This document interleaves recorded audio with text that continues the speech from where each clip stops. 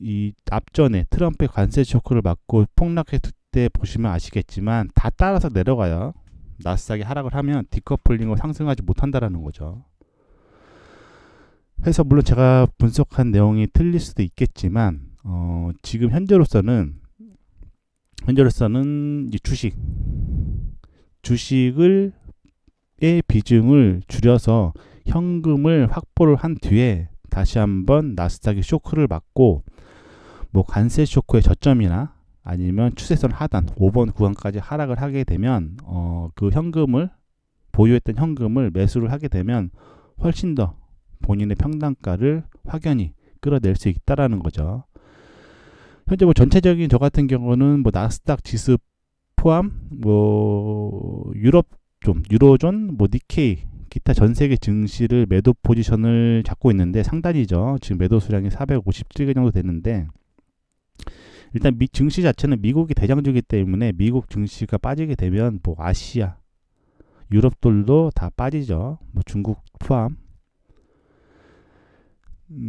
그래서 현재 본인이 주식, 뭐 현물을 보유하고 있으면 제 생각이 한데 이 현금을 주식을 전체적으로 손질을 하지 못한다면 이 주식의 보유 비중을 줄여서 일단 현금을 확보하고 이 폭락장 어떻게 보면 쇼크장을 대비를 해야죠. 하락장을 대비를 해야 되는 시점이 맞아 보이고 뭐 선물 뭐 나스닥 선물이나 뭐 니케이 선물 아니면 뭐 항생 기타 등등 선물을 매매하시는 분들은 일단 가급적 반등시 매도 방향으로 저 같은 경우는 지금 현재 중장기적으로 좀 큰 폭으로 하락할 거라 보고 있기 때문에 반등시 매도 방향으로 진입을 하는 게 맞고 일단 매수는 가급적 진입을 하는 게 맞아 보이진 않고 그래도 하락 중에 뭐 지지 라인은 나올 거 아니에요. 지지 라인이 나오게 되면 손절 라인을 좀 짧게 잡고 진입을 하는 게 맞아 보이는 시점이고 일단 매도 포지션은 좀 길게 포지션을 이제 추세 방향대로 끌고 가면서 수익을 극대화하는 전략으로 대응하시는 게 맞아 보이는 시점이에요. 그리고 또 이러신 분들 있죠. 강성주주들 주식을 그냥 팔기는 싫고 계속 가지고 그냥 주식을 계속 보유하고자 하시는 분들도 있는데 시장에서는 해칭 전략이라고 해요. 본인의 주식이 현재 만약 나스닥이 하락을 해서 그로 인해서 커플링으로 미국의 시가총액 상위 100위권 종목들이 하락을 하게 되면 이 주식은 손실이죠. 왜냐 나스닥은 커플링으로 움직이기 때문에. 그럼 이 선물 매도 포지션을 취하는 거죠. 주식의 현재 매수 포지션을 그대로 잡고 있대 이 나스닥 선물 매도 포지션을 취하는 거죠. 자, 이렇게 되면 주식이 하락을 하게 되면 주식 하락으로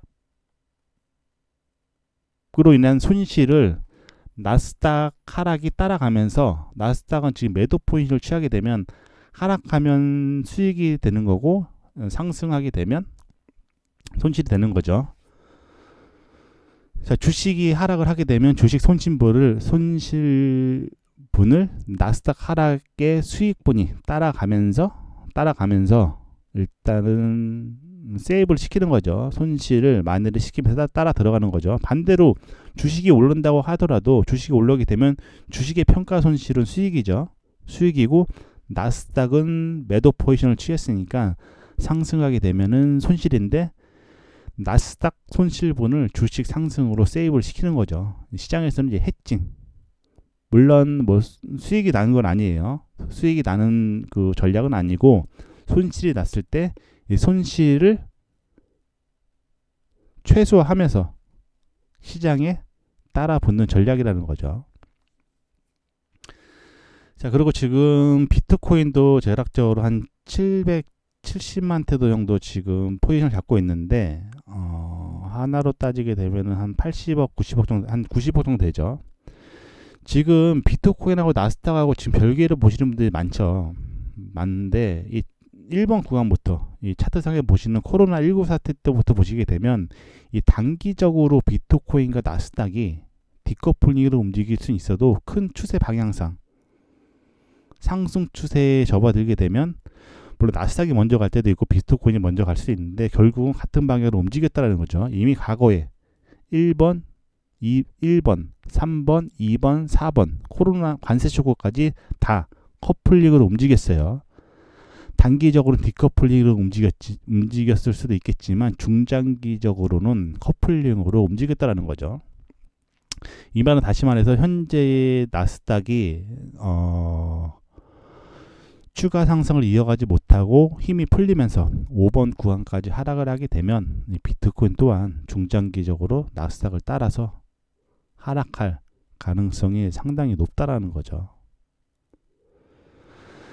그래서 뭐 장기 흐름 포지션을 잡고 대응을 하실 분들은 트레이딩뷰 차트, 나스닥 컴포지트 인덱스 검은 차트를 보고 대응하시면 되고, 단기 차트 오른쪽 흰색 나스닥 인덱스 차트죠.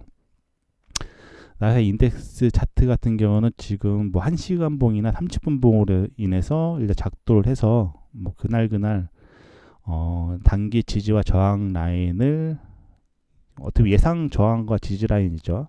작동을 해 놓으니까 일단 뭐 단기 포지션, 뭐 데이 트레이딩을 하시는 분들은 오른쪽 흰색 나스닥 인덱스 100 차트를 보시고 대응하시면 될 것 같아요.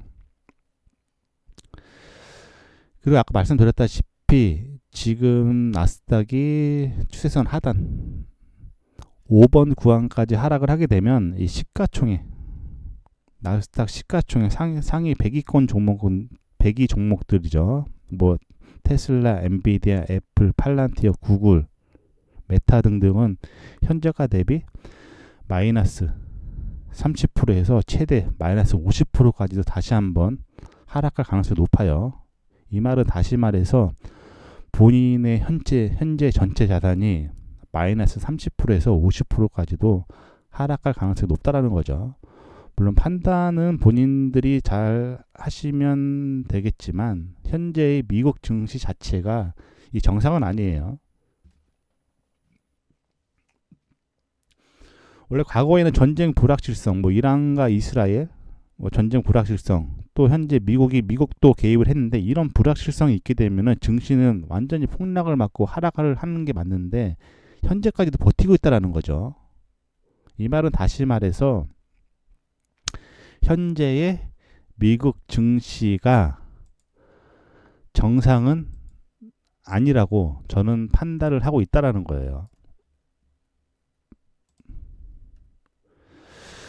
그리고 이제 시장에서 용어 중에 뭐 아시는 분들은 아시겠지만 양털깎기 경제라고 있어요. 양털깎기 경제라고 있고 이 용어는 뭐냐면 이제 글로벌 투기 세력들이 양털이 풍성이 자라기를 기다렸다가 한 번에 깎아내듯이 경제의 거품을 최고치까지 조정을 하는 거죠. 이 말 다시 말해서 지금 뭐 전쟁이 나도 계속 증시를 밀어 올리는 것 같은 시점이죠. 지금 전쟁 이슈가 있는데도 잘 버티고 있죠. 증시 같은 경우가 경제의 거품을 최고치까지 조정한 뒤에 뭐 유기를 유발해서 이 증시 같은 경우는 순간적으로 폭락을 시키는 거죠. 순간적으로 폭락을 하게 되면 겁먹은 개인 투자자들이 주식을 헐값에 팔고 이를 저렴이 매입하는 과정이죠. 과거에는 서브프라임 모기지, 그리고 코로나19 쇼크, 그리고 금리 인상 쇼크, 뭐 최근에는 트럼프 관세 쇼크죠. V자 반등. 그리고 뭐 정확하게 밑에 써놨는데 일단 7월쯤에 지금 이건 옆에 오른쪽에 글로 써도 써놓을 텐데 일단 7월 말쯤에 일본에서 일단 금리 발표가 있어요. 일단 과거에 좀 두 변을 동결을 했고 7월에 인상할 가능성이 높다라고 하는데 2025년도 1월 달에 일본 은행이 기준금리를 0.25에서 0.5로 인상하면서 17년 만에 최고 수준을 기록을 했죠. 뭐 추가 인상이 7월에 이뤄질 가능성이 높고 그러면 금리가 0.75%로 상승하는 건데 이는 1995년 이후 최고치고 이렇게 되면 시장에서 엔캐리 트레이드 형성 쇼크가 일어날 가능성이 높아요. 자, 엔캐리 트레이드 형성 쇼크는 뭐냐? 원래는 일본이 제로금리 아니면 저금리였거든요. 이로 인해서 저금리 일본 엔화를 미국의 주식, 채권, 신흥국에 투자를 했는데 엔화가 금리를 인상하면서 강세가 되게 되면 이 전 세계적으로 뿌려졌던 엔화 자금이 순간적으로 흡수가 되는 거죠. 일단 엔캐리 자금 트레이드 청산 쇼크가 왜 무섭냐면 현재 엔화 자금이 전 세계적으로 얼마만큼이 유입이 됐는지 글로벌 금융 투자사들도 모른다고 해요. 뭐 몇백 조에서 몇천 조까지 된다고 하는데 이는 사실상 엔캐리 청산 쇼크가 일어나봐야 안다고 하고 현재의 나스닥 PER 기준이죠. 2025년도 4월 기준으로 보시게 되면 나스닥의 평균 PER는 35배로 역사적 평균 20배에서 25배를 상회하고 엔캐리 트레이드 청산이 되게 되면 거품 붕괴가 일어나면서 폭락할 가능성이 높다는 거죠. 그리고 나스닥의 시가총액 비중이 너무 커요. 나스닥 시총의 50% 이상이 상위 7개 기술주, 뭐 엔비디아, 테슬라, 뭐 메타, 구글 이런 7개에 집중돼 있어서 이들의 지수가 하락을 하게 되면 나스닥 전체 지수에 큰 하락을 불러올 수 있다라는 거죠. 자, 그리고 좌측 하단에 보시게 되면 모더나라고 지금 제약주죠. 뭐 모더나 다들 아시겠지만 1번 구간, 차트상 1번 코로나 쇼크가 발생을 하니까 모더나라는 기업이 코로나19 제약주 테마를 타고 대략적으로 한 2000% 이상 상승을 했다가 현재 그 2000% 상승 직전 대략적으로 한 20불 초반부터 상승을 하기 시작했어요. 2000% 이상을. 그리고 한 500불까지 갔는데 현재 그 구간까지 위치해 있고, 물론 주가가 떨어진다고 해서 더 안 떨어지는 건 아닌데 현재 모더나 같은 경우는 이제 기술적 분석상 뭐 방에 자주 들어오시게 되면 모더나가 기술적 분석상 어느 구간에 위치해 있고 앞으로 어떤 식으로 상승할 가능성이 높은지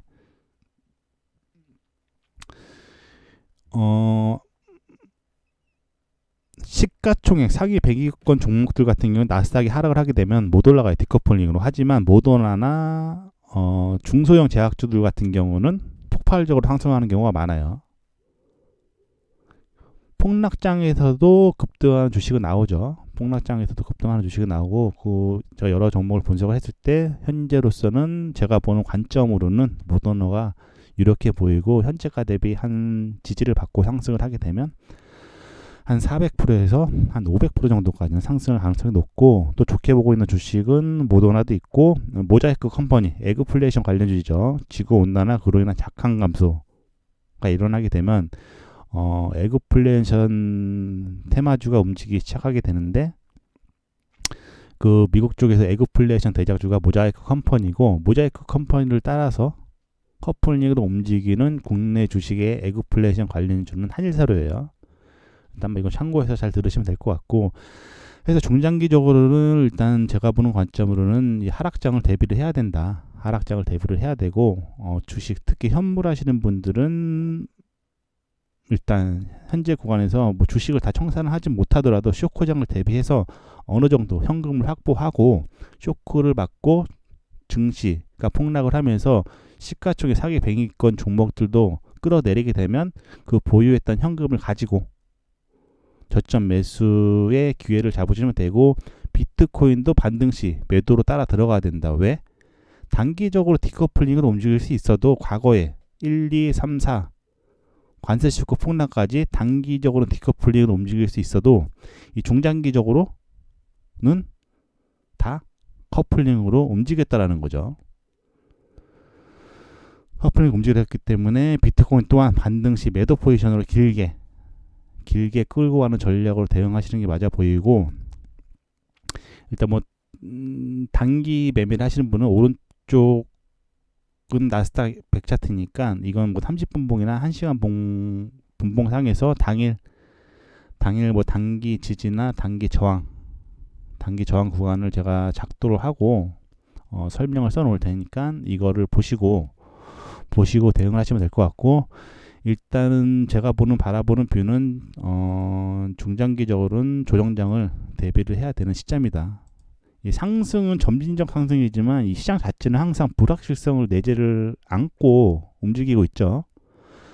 상승은 점진적 상승이고 불확실성은 한 방이죠. 4번에서 증시가 트럼프 관세 쇼크를 폭락을 막고 폭락을 시킬 때 보시게 되면은 앞전에 과거의 계단식 상승을 단 몇 주 만에 폭락을 시켰죠. 폭락을 시켰고 현재 전쟁에도 불구하고 버티고 있지만 이제 뭐 가장 크게 다가올 불확실성 뭐 저 같은 경우는 7월 일본 이제 거래일수로 한 이제 얼마 안 남았죠. 7월 말쯤에 잡혀 있는데 일단 가장 뭐 제가 예측하는 거죠. 정확한 건 뭐 일본이 금리를 안 올릴 수도 있고 뭐 7월달에 일본이 금리를 안 올린다고 하더라도 회의를 하죠. 뭐 FOMC도 마찬가지고 금리 발표를 하고 추후에 앞으로 어떤 식으로 금리 정책을 펼치겠다. 뭐 7월달에 단적으로 일본 쪽에서 금리를 동결시킨다고 하더라도 일본 총재, 중앙은행 총재가 금리 발표 후에 이번에는 금리를 동결시켰지만 다음번에는 금리를 인상할 가능성이 높다라고 하면 엔케리 트레이드 청산 수쿠가 나올 가능성이 높고 그로 인해서 전 세계 증시가 다시 한번 불확실성으로 빠져들 가능성이 높다라는 거죠. 그래서 현재는 현금 확보를 하는 게 높다. 특히 현물 하시는 분들은 현금을 확보하시는 게 좋고 이 선물 뭐 나스닥이나 뭐 기타 등등 나스닥 포함 증시 포지션은 선물을 매매하시는 분들은 반등시 매도 어쩌면 결대로 치는 거 추세 방향대로 반등시 매도로 진입하는 게 맞아 보이고 일단 매수도 또 진입할 수 있겠지만 매수 같은 경우는 손절 라인은 철저히 잡고 대응을 하시는 게 맞아 보이는 시점이에요. 일단 뭐 궁금한 거 있으시면 채팅창에 남겨놓으시고 일단 그래서 현재로서는 잘 대응하시는 게 좋다. 잘못 판단해서 자산이 순간적으로 줄어들 수 있는 시점이기 때문에 일단 뭐 잘 대응하시면 좋을 것 같고 물론 제가 한 지금 분석이 틀릴 수는 있지만 일단은 뭐 참고해서 들으실 것만 뭐 참고해서 잘 들으시면 되고 일단은 방송 기술적 분석상 마지막으로 이유는 딱 한 가지예요. 이 3번 구간 기술적 분석상 1, 2, 3, 4, 5번 구간 1번, 2번 추세선을 작도를 해서 3번 구간에 갖다 붙이고 4번 구간에서 나스닥 기술적 분석상 가장 강한 동각 추세 저항 돌파를 실패 후에 관세 쇼크를 맞고 폭락을 했고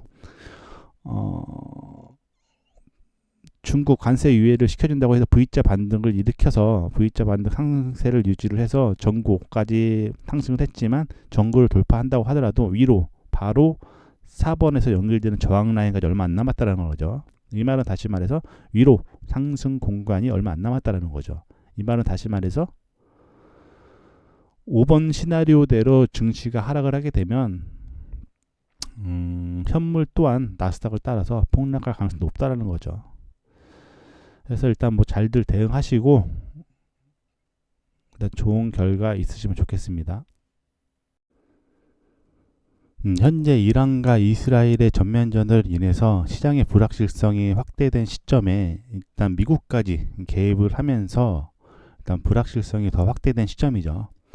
자, 보시는 트레이딩뷰 큰 차트는 나스닥 컴포지트 인덱스 차트이고 오른쪽 하얀색 박스 차트는 나스닥 인덱스 100 차트인데 일단 뭐 대부분 나스닥 인덱스 100 차트를 많이 보시는데 사실상 나스닥 컴포지트 인덱스 차트랑 나스닥 인덱스 차트는 같은 방향으로 움직이긴 해요. 같은 방향으로 움직이긴 하는데 이 추세, 장기적인 추세에 있어서는 나스닥 100 인덱스 차트보다는 나스닥 컴포지트 인덱스 차트가 조금 더 잘 맞기 때문에 현재 저 같은 경우는 나스닥 컴포지트 인덱스 차트를 보고 대응을 하고 있는 시점이고 그럼 나스닥 컴포지트 인덱스랑 나스닥 100 차트랑은 뭐가 틀리냐? 일단 나스닥 컴포지트 인덱스 차트 같은 경우는 나스닥 증권거래소에 상장된 약 3,700개 기업의 시가총액을 가중 지수로 나타내는 거죠. 그러니까 3,700개의 이 시가총액을 평단가로 나타낸다고 보시면 돼요. 물론 여기에도 나스닥 기술주에 포함되어 있는 시가총액 상위 종목, 뭐 애플, 테슬라, 엔비디아 같은 빅테크 기업이 큰 비중을 차지하긴 해요. 그리고 나스닥 100 인덱스 차트는 보시는 숫자와 같이 나스닥 증권거래소에 상장된 비공용 부분의 시가총액 100위권의 가중방식 평단가를 나타낸 거죠.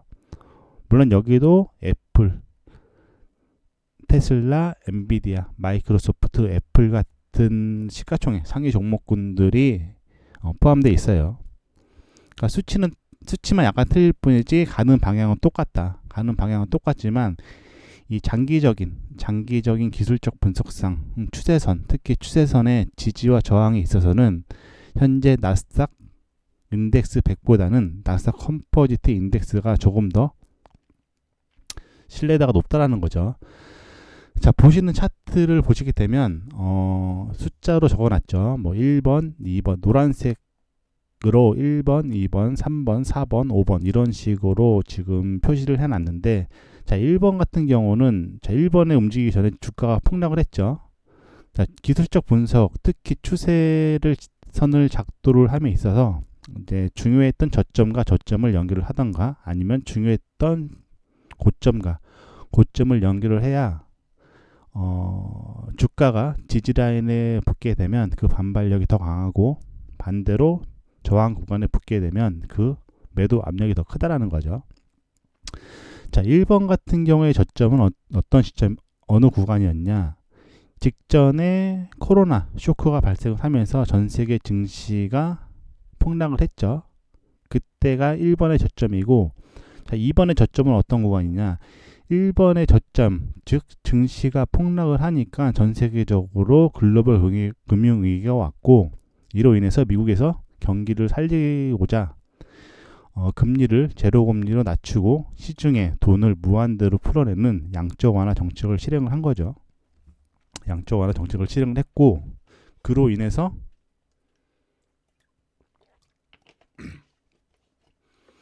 시중에 유동성 자금이 폭발을 했죠. 시중에 유동성 자금이 폭발을 하면서 갈 곳 없는 유동성 자금이 전 세계 증시 및 비트코인에 유입이 되면서 이 3번 구간, 1번에서 3번 구간까지 증시 및 비트코인을 끌어올렸죠. 비트코인을 끌어올렸고, 그로 인해서 양적 완화인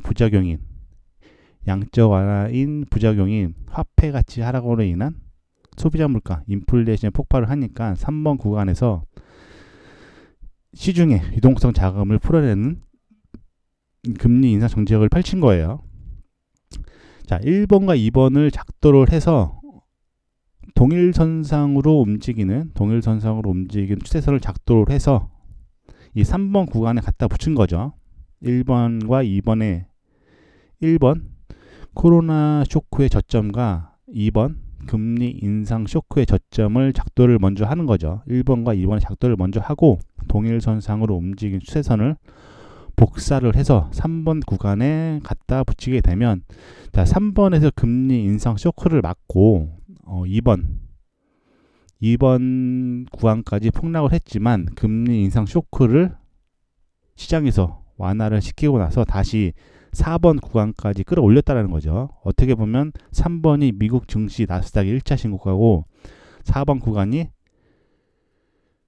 미국 증시 나스닥이 2번 신고가 있는데, 두 번째 신고가 있는데, 자 4번 구간에서 잘 보시게 되면 어떻게 보면 기술적 분석상 위에 써놨죠. 녹색 글씨로 1번 나스닥 기술적 분석상 가장 강한 동각 추세 상단 저항을 돌파 실패 후 결국은 4번 구간에서 버티다가 트럼프의 관세 쇼크 리스크를 맞고 2번 관세 쇼크를 맞고 폭락을 했죠.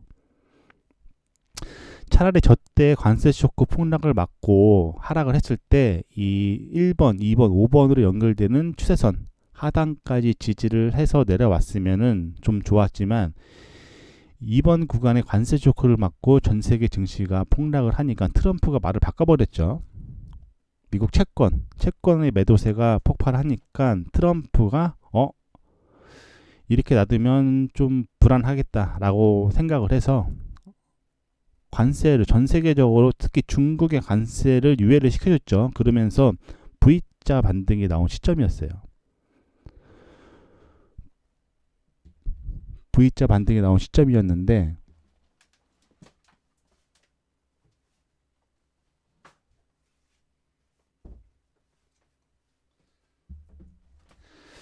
사실상 4번 구간이 나스닥에 있어서 가장 신고가였는데 저런 식으로 고가권에서 급락을 시켰다가 V자 반등은 사실상 주식에 있어서 이 잡주, 어떻게 보면 작전주죠. 작전주도 저렇게 끌어올리지 못하는데 현재 V자 반등으로 직전에 신고가 고점까지 끌어올렸지만, 자 보시게 되면 4번 옆에 동그라미, 빨간색 동그라미가 있죠.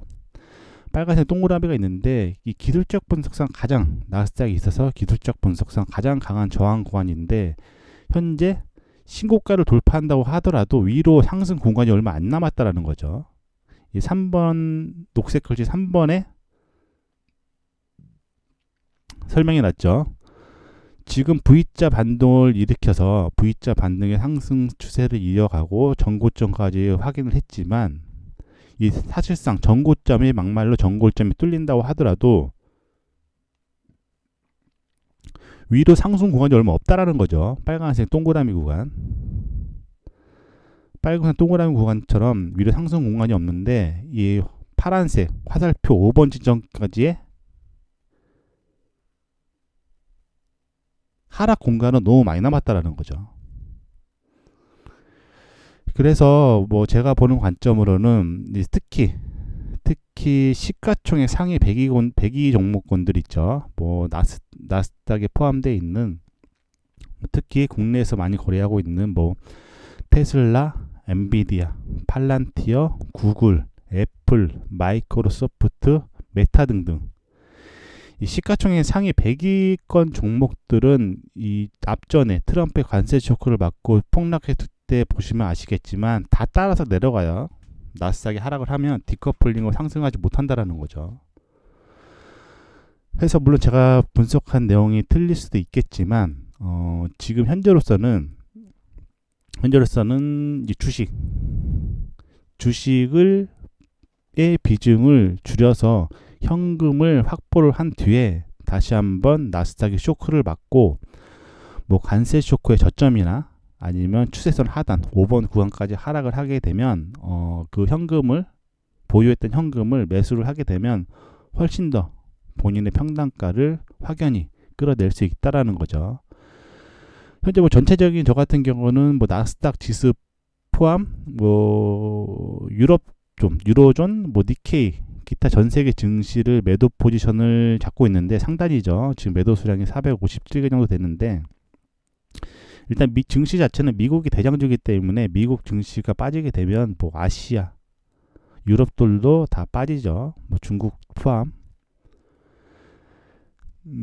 그래서 현재 본인이 주식, 뭐 현물을 보유하고 있으면 제 생각이 한데, 이 현금을 주식을 전체적으로 손질을 하지 못한다면 이 주식의 보유 비중을 줄여서 일단 현금을 확보하고 이 폭락장, 어떻게 보면 쇼크장을 대비를 해야죠. 하락장을 대비를 해야 되는 시점이 맞아 보이고, 뭐 선물, 뭐 나스닥 선물이나 뭐 니케이 선물, 아니면 뭐 항생, 기타 등등 선물을 매매하시는 분들은 일단 가급적 반등 시 매도 방향으로, 저 같은 경우는 지금 현재 중장기적으로 좀 큰 폭으로 하락할 거라 보고 있기 때문에 반등 시 매도 방향으로 진입을 하는 게 맞고, 일단 매수는 가급적 진입을 하는 게 맞아 보이진 않고, 그래도 하락 중에 뭐 지지 라인은 나올 거 아니에요. 지지 라인이 나오게 되면 손절 라인을 좀 짧게 잡고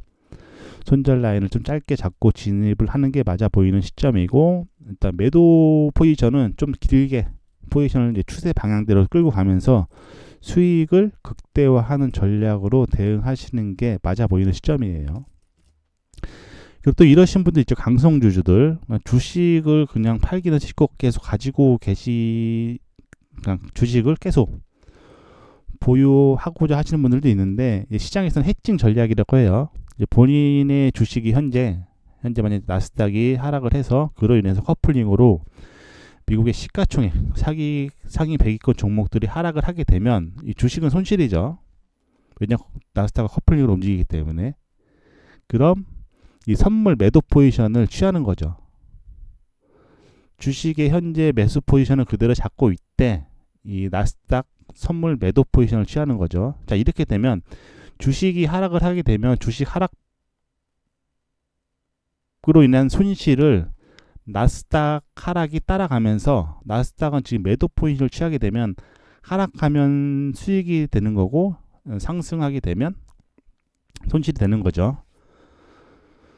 자, 주식이 하락을 하게 되면 주식 손실분을 나스닥 하락의 수익분이 따라가면서 일단은 세이브를 시키는 거죠. 손실을 만회를 시키면서 따라 들어가는 거죠. 반대로 주식이 오른다고 하더라도 주식이 올라오게 되면 주식의 평가 손실은 수익이죠. 수익이고 나스닥은 매도 포지션을 취했으니까 상승하게 되면은 손실인데, 나스닥 손실분을 주식 상승으로 세이브를 시키는 거죠. 시장에서는 이제 해칭. 물론 뭐 수익이 나는 건 아니에요. 수익이 나는 그 전략은 아니고, 손실이 났을 때 이 손실을 최소화하면서 시장에 따라 붙는 전략이라는 거죠. 자, 그리고 지금 비트코인도 대략적으로 한 770만 태도 정도 지금 포지션을 잡고 있는데, 하나로 따지게 되면은 한 80억, 90억 정도, 한 90억 정도 되죠. 지금 비트코인하고 나스닥하고 지금 별개로 보시는 분들이 많은데, 이 1번 구간부터 이 차트상에 보시는 코로나19 사태 때부터 보시게 되면 이 단기적으로 비트코인과 나스닥이 디커플링으로 움직일 수 있어도 큰 추세 방향상 상승 추세에 접어들게 되면, 물론 나스닥이 먼저 갈 때도 있고 비트코인이 먼저 갈 수 있는데 결국은 같은 방향으로 움직였다는 거죠. 이미 과거에 1번, 1번, 3번, 2번, 4번 코로나 관세 쇼크까지 다 커플링으로 움직였어요. 단기적으로는 디커플링으로 움직였을 수도 있겠지만 중장기적으로는 커플링으로 움직였다라는 거죠. 이 말은 다시 말해서 현재의 나스닥이 추가 상승을 이어가지 못하고 힘이 풀리면서 5번 구간까지 하락을 하게 되면 이 비트코인 또한 중장기적으로 나스닥을 따라서 하락할 가능성이 상당히 높다라는 거죠.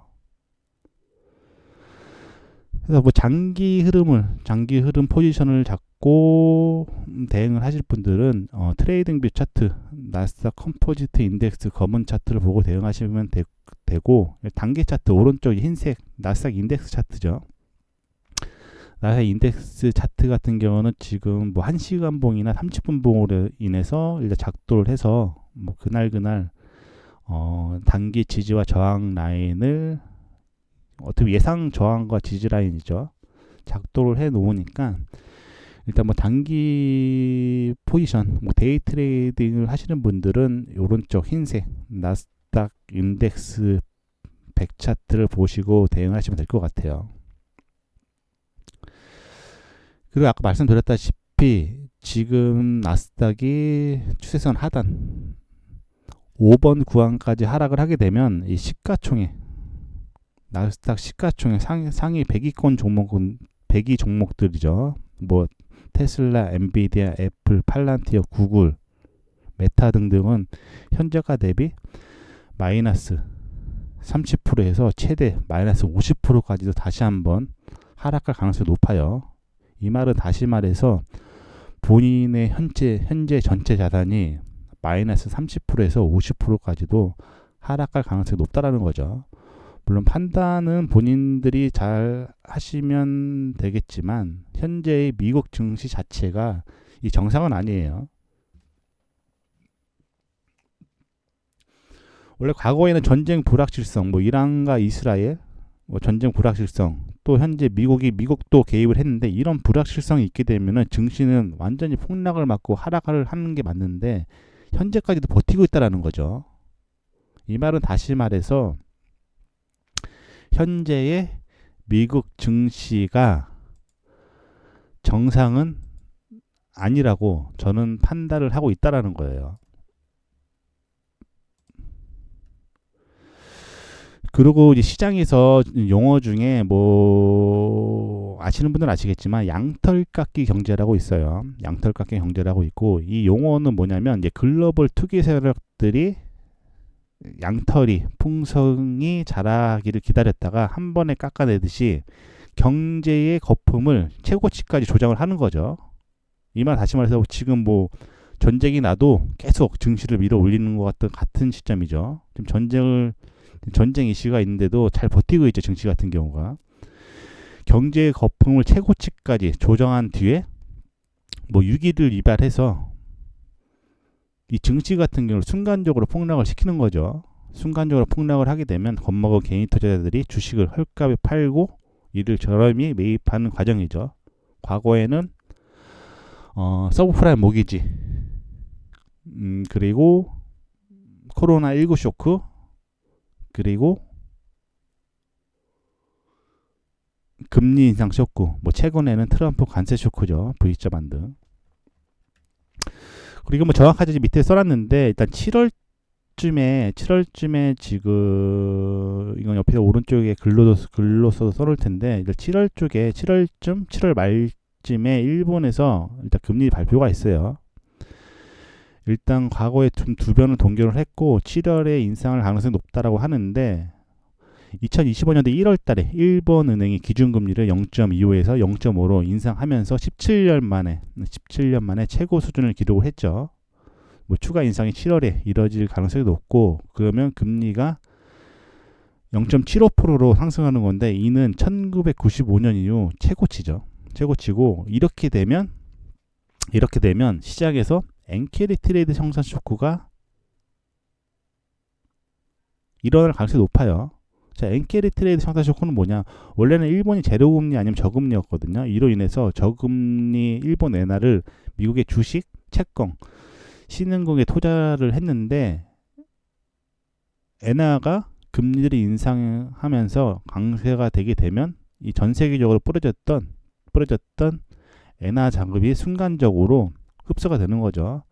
일단 엔캐리 자금 트레이드 청산 쇼크가 왜 무섭냐면 현재 엔화 자금이 전 세계적으로 얼마만큼이 유입이 됐는지 글로벌 금융 투자사들도 모른다고 해요. 뭐 몇백조에서 몇천조까지 된다고 하는데 이는 사실상 엔캐리 청산 쇼크가 일어나봐야 안다고 하고 현재의 나스닥 PER 기준이죠. 2025년도 4월 기준으로 보시게 되면 나스닥의 평균 PER는 35배로 역사적 평균 20배에서 25배를 상회하고 엔캐리 트레이드 청산이 되게 되면 거품 붕괴가 일어나면서 폭락할 가능성이 높다는 거죠. 그리고 나스닥의 시가총액 비중이 너무 커요. 나스닥 시총의 50% 이상이 상위 7개 기술주, 뭐 엔비디아, 테슬라, 뭐 메타, 구글 이런 7개에 집중돼 있어서 이들의 지수가 하락을 하게 되면 나스닥 전체 지수에 큰 하락을 불러올 수 있다라는 거죠. 자, 그리고 좌측 하단에 보시게 되면 모더나라고 지금 제약주죠. 뭐 모더나 다들 아시겠지만 1번 구간, 차트상 1번 코로나 쇼크가 발생을 하니까 모더나라는 기업이 코로나19 제약주 테마를 타고 대략적으로 한 2000% 이상 상승을 했다가 현재 그 2000% 상승 직전 대략적으로 한 20불 초반부터 상승을 하기 시작했어요. 2000% 이상을. 그리고 한 500불까지 갔는데 현재 그 구간까지 위치해 있고 물론 주가가 떨어진다고 해서 더 안 떨어지는 건 아닌데 현재 모더나 같은 경우는 이제 기술적 분석상 뭐 방에 자주 들어오시게 되면 모더나가 기술적 분석상 어느 구간에 위치해 있고 앞으로 어떤 식으로 상승할 가능성이 높은지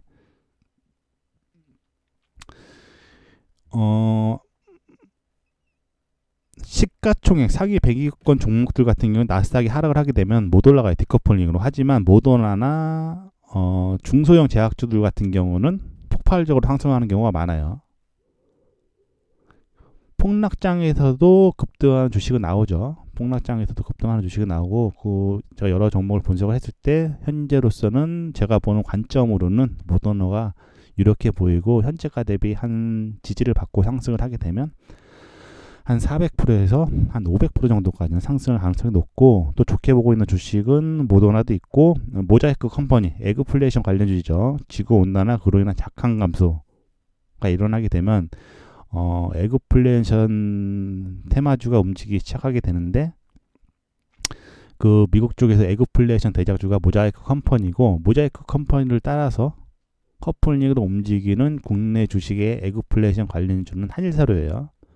일단 이거 참고해서 잘 들으시면 될 것 같고, 그래서 중장기적으로는 일단 제가 보는 관점으로는 이 하락장을 대비를 해야 된다. 하락장을 대비를 해야 되고, 주식 특히 현물 하시는 분들은 일단 현재 구간에서 뭐 주식을 다 청산을 하지 못하더라도 쇼크장을 대비해서 어느 정도 현금을 확보하고 쇼크를 받고 증시가 폭락을 하면서 시가총액 상위 100위권 종목들도 끌어내리게 되면 그 보유했던 현금을 가지고 저점 매수의 기회를 잡으시면 되고, 비트코인도 반등 시 매도로 따라 들어가야 된다. 왜?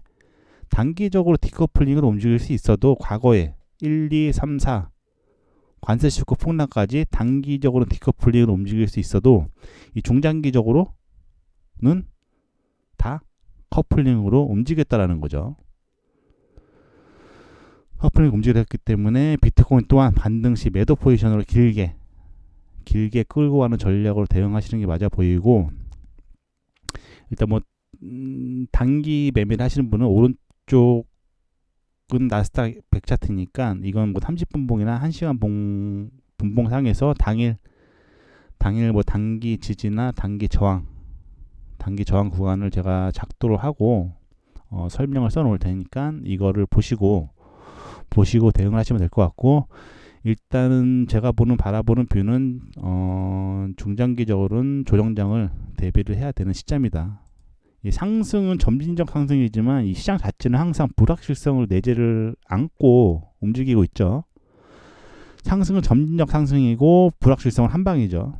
자, 4번에서 증시가 트럼프 관세 쇼크를 폭락을 막고 폭락을 시킬 때 보시게 되면은 앞전에 과거의 계단식 상승을 단 몇 주 만에 폭락을 시켰고, 현재 전쟁에도 불구하고 버티고 있지만 이제 뭐 가장 크게 다가올 불확실성, 뭐 저 같은 경우는 7월 일본 이제 거래일수로 한 이제 얼마 안 남았죠. 7월 말쯤에 잡혀 있는데, 일단 가장 뭐 제가 예측하는 거죠. 정확한 건 뭐 일본이 금리를 안 올릴 수도 있고, 뭐 7월달에 일본이 금리를 안 올린다고 하더라도 회의를 하죠. 뭐 FOMC도 마찬가지고 금리 발표를 하고 추후에 앞으로 어떤 식으로 금리 정책을 펼치겠다. 뭐 7월 달에 단적으로 일본 쪽에서 금리를 동결시킨다고 하더라도 일본 총재, 중앙은행 총재가 금리 발표 후에 이번에는 금리를 동결시켰지만 다음번에는 금리를 인상할 가능성이 높다라고 하면 엔캐리 트레이드 청산 수쿠가 나올 가능성이 높고, 그로 인해서 전 세계 증시가 다시 한번 불확실성으로 빠져들 가능성이 높다라는 거죠. 그래서 현재는 현금 확보를 하는 게 높다. 특히 현물 하시는 분들은 현금을 확보하시는 게 좋고, 이 선물, 뭐 나스닥이나 뭐 기타 등등, 나스닥 포함 증시 포지션은 선물을 매매하시는 분들은 반등시 매도, 어떻게 결대로 치는 거, 추세 방향대로 반등시 매도로 진입하는 게 맞아 보이고, 일단 매수도 또 진입할 수 있겠지만 매수 같은 경우는 손절 라인을 철저히 잡고 대응을 하시는 게 맞아 보이는 시점이에요. 일단 뭐 궁금한 거 있으시면 채팅창에 남겨놓으시고, 일단 그래서 현재로서는 잘 대응하시는 게 좋다. 잘못 판단해서 자산이 순간적으로 줄어들 수 있는 시점이기 때문에 일단 뭐 잘 대응하시면 좋을 것 같고, 물론 제가 한 지금 분석이 틀릴 수는 있지만 일단은 뭐 참고해서 들으실 것만 뭐 참고해서 잘 들으시면 되고, 일단은 방송 기술적 분석상 마지막으로 이유는 딱 한 가지예요. 이 3번 구간 기술적 분석상 1, 2, 3, 4, 5번 구간 1번, 2번 추세선을 작도를 해서 3번 구간에 갖다 붙이고 4번 구간에서 나스닥 기술적 분석상 가장 강한 동각 추세 저항 돌파를 실패 후에 관세 쇼크를 맞고 폭락을 했고, 중국 관세 유예를 시켜준다고 해서 V자 반등을 일으켜서 V자 반등 상세를 유지를 해서 전고까지 상승을 했지만 전고를 돌파한다고 하더라도 위로 바로 4번에서 연결되는 저항 라인까지 얼마 안 남았다는 거죠. 이 말은 다시 말해서 위로 상승 공간이 얼마 안 남았다는 거죠. 이 말은 다시 말해서 5번 시나리오대로 증시가 하락을 하게 되면 현물 또한 나스닥을 따라서 폭락할 가능성이 높다라는 거죠. 그래서 일단 뭐 잘들 대응하시고 일단 좋은 결과 있으시면 좋겠습니다. 현재 이란과 이스라엘의 전면전을 인해서 시장의 불확실성이 확대된 시점에 일단 미국까지 개입을 하면서 일단 불확실성이 더 확대된 시점이죠. 자, 보시는 트레이딩뷰 큰 차트는 나스닥 컴포지트 인덱스 차트이고, 오른쪽 하얀색 박스 차트는 나스닥 인덱스 100 차트인데, 일단 뭐 대부분 나스닥 인덱스 100 차트를 많이 보시는데, 사실상 나스닥 컴포지트 인덱스 차트랑 나스닥 인덱스 차트는 같은 방향으로 움직이긴 해요. 같은 방향으로 움직이긴 하는데, 이 추세, 장기적인 추세에 있어서는 나스닥 100 인덱스 차트보다는 나스닥 컴포지트 인덱스 차트가 조금 더 잘 맞기 때문에 현재 저 같은 경우는 나스닥 컴포지트 인덱스 차트를 보고 대응을 하고 있는 시점이고, 그럼 나스닥 컴포지트 인덱스랑 나스닥 100 차트랑은 뭐가 틀리냐?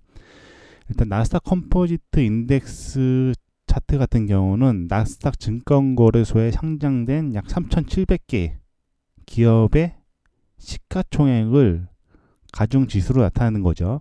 그러니까 3,700개의 이 시가총액을 평단가로 나타낸다고 보시면 돼요. 물론 여기에도 나스닥 기술주에 포함되어 있는 시가총액 상위 종목, 뭐 애플, 테슬라, 엔비디아 같은 빅테크 기업이 큰 비중을 차지하긴 해요.